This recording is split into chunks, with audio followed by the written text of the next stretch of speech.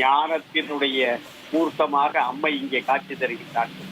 பக்த கோடிகள் ஆங்காங்கே கடல் அலைகள் போல வந்து கொண்டிருக்கிறார்கள். இப்போது நாம் தேவியை கண்கூடாக கண்டு கொண்டிருக்கிறோம்.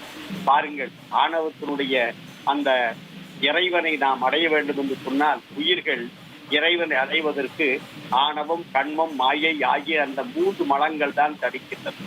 வாழ்க்கையிலே என்றைக்கு ஒரு மனிதனுக்கு தான் என்று இந்த அகந்தை வருகிறதோ, என்றைக்கு மற்றவர்களுக்கு துன்பத்தை கொடுக்கிறானோ, அப்படி துன்பத்தை கொடுத்தால் அவன் அழிவது உறுதி. ஆகவே வாழ்வில் என்றைக்கும் தான் என்கின்ற அகந்தை இல்லாமல் இருக்க வேண்டும். விவேகானந்தர் ராமகிருஷ்ண பரமஹம்சரை போய் காண செல்கிறார்.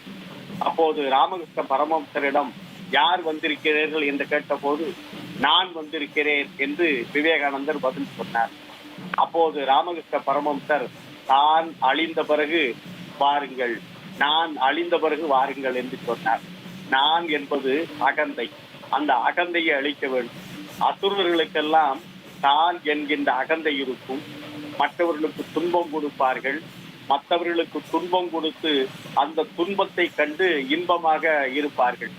அப்படி துன்பம் படுபவர்களை பார்த்து இன்பம் அடைந்தால் அது பின்னாளில் ஆபத்தாய் முடியும் என்பது இவருடைய வாழ்க்கையிலிருந்து நாம் கற்றுக்கொள்கின்ற பாடம். ஆகவே யாருக்கும் எந்த துன்பமும் தராமல் எல்லோரையும் மகிழ்விக்க வேண்டும். அப்படிப்பட்ட நிலை இல்லாமல் மகிஷாசுரன் பல்வேறு ரூபங்களை எடுத்து ஆணவத்தினுடைய உச்சத்திலே இருக்கிறார்.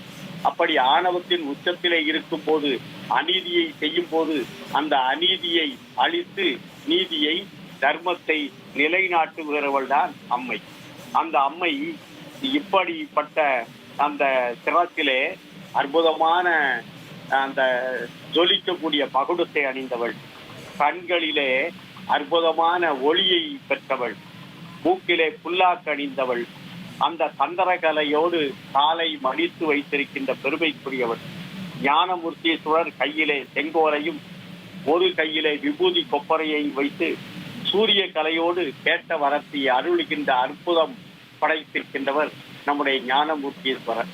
பாருங்கள், ஆணவத்தினுடைய அந்த ரூபமாக இருக்கின்ற மகிஷாசுரன் பல்வேறு ரூபங்களை எடுத்தாலும் அவன் எதற்கும் கட்டுப்படாமல் அம்மையினுடைய அருளை தெரிந்து கொண்டு அந்த அம்மையினுடைய அருளை புரிந்து கொள்ளாமல் தான் எல்லோரும் சிறந்தவர்கள், தான் செய்வதுதான் சரி என்கின்ற அகந்தையிலே இருக்கிறார்.